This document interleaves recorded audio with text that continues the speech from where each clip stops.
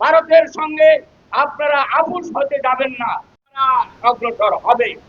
এবং সেই পশ্চিমবঙ্গ এবং আসামের মুসলমানদের উপরে নির্যাতন শুরু করেছে।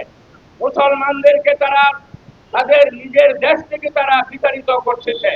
এ সমস্ত অবস্থাতে আমরা বাংলাদেশের মুসলমানরা একথা পরিষ্কার জানিয়ে দিতে চাই, বাংলাদেশের একটা মুসলমান বেঁচে থাকতে বাংলাদেশের প্রতিটা মানুষ এই অত্যাচার অনুসারের বিরুদ্ধে ঐক্যবদ্ধভাবে লড়াই করবে এবং সে সমস্ত জুলুম অত্যাচারকে বন্ধ করবে।